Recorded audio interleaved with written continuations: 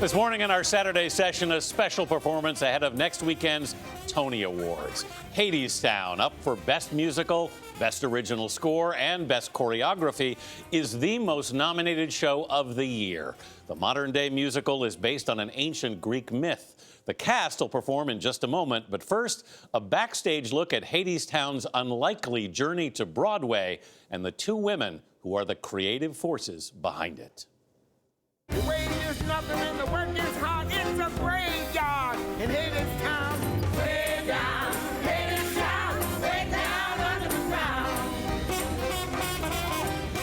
The musical Hadestown traveled a long road to Broadway, but it arrived with more Tony nominations than any other show this year. 14 Tony nominations. 14, yeah. Count them. I do. Rachel Chavkin is nominated for Best Director, and Anais Mitchell is nominated for Best Book and Best Original Score. The pair are the rare female duo to bring a musical to Broadway. I brought my little 5-year-old when our marquee first went up to see it. She looked up and saw the sign, and she can read. Rachel Chavkin.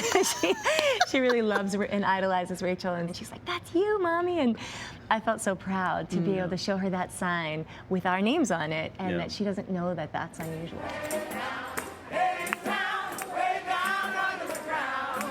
The night of the Tony nominations, the cast celebrated on the balcony of Broadway's Walter Kerr Theater.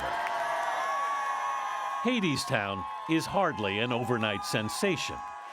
Mitchell, a singer-songwriter, came up with the idea more than a dozen years ago. I started writing it, in 2006. The piece began as a DIY community theater project in Vermont, where I used to live. We rolled around in a school bus that was painted silver, so we would tour around and present it as a concert.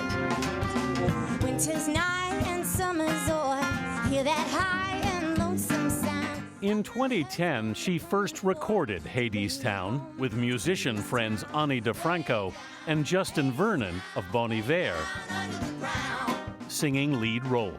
In the beginning, were you envisioning a musical on Broadway? Broadway was not in my, not in my sights at the time. But then she met Chavkin, and they began to collaborate on a production that would open at the New York Theater Workshop in 2016, where it won rave reviews. At the end of that run, the producers were like, "Well, so should we try to make Broadway happen?" And I didn't know how badly I wanted it until they asked. You were clearer about it than I was. Definitely. Yeah. I was like, I'm not sure. So you thought, why not? Why not go to Broadway? I wanted it. yeah. Terrific. Let's run the top again. To refine the show, they first took it to the Citadel Theatre in Edmonton, in Canada, in 2017. Then onto the National Theatre in London in 2018. Finally this year, after Bruce Springsteen's show ended its run at the Walter Kerr Theatre, Hadestown moved in. The thing is its own animal, and it has sort of carried us. Well, I can say for me personally, I think this is one of the most beautiful things I'll ever have been a part of in my life. I don't even know you now, I wanna hold you. Based on Greek mythology, Hadestown is the story of Orpheus, played by Reeve Carney, who's trying to write a song to heal the world, and his love Eurydice, played by Ava Noblezada, who is lured down to Hadestown. How does the wall keep us free? My children, how? Orpheus tries to rescue her from the underworld, ruled by Hades and his wife Persephone. The epic tale is told by Hermes. It's an old song. It's an old tale from way back when.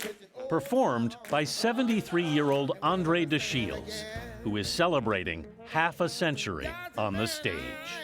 How have you survived 50 years in theater? It's not an easy career. No, it is not an easy career at all. However, it mustn't be an easy career.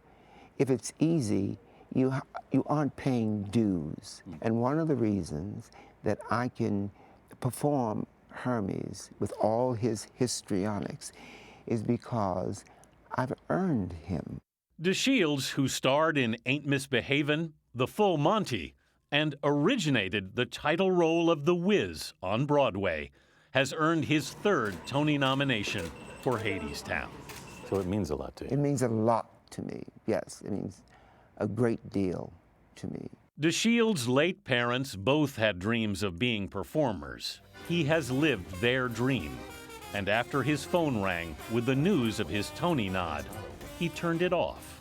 I shut it off because I needed to have that conversation with Mom and Dad and say, this might be the one. I hope it is. I hope so too.